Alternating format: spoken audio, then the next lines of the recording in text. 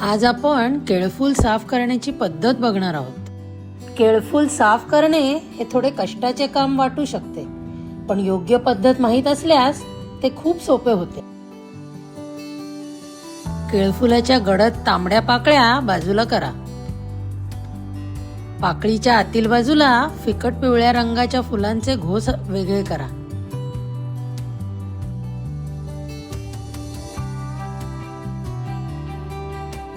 या प्रत्येक फुलाच्या मध्यभागी एक लांब कडक काळा तुरा असलेली कडक काडी ओढून बाहेर काढा आणि टाकून द्या।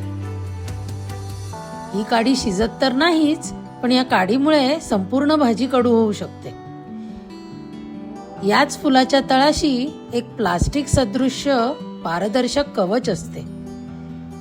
हे कवच शिजण्यास अवघड असते, त्यामुळे हे कवचही काढून टाका। थोडक्यात प्रत्येक फुलातील एक लांब काडी आणि एक लहान पारदर्शक पापुत्रा हे दोन भाग काढून फेकून द्यायचे आहेत।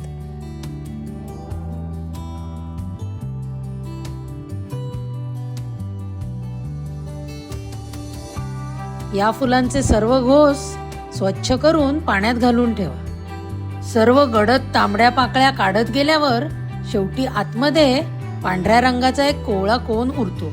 याच्या आतील फुलाच्या पाकळ्या कोवळ्या असल्यामुळे त्यातील फुले साफ करण्याची गरज नसते।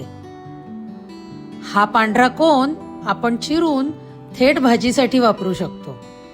भाजी चिरायला घेण्यापूर्वी चमचाभर दह्यात भरपूर पाणी व आवश्यकतेनुसार मीठ घालून हे पाणी तयार ठेवा।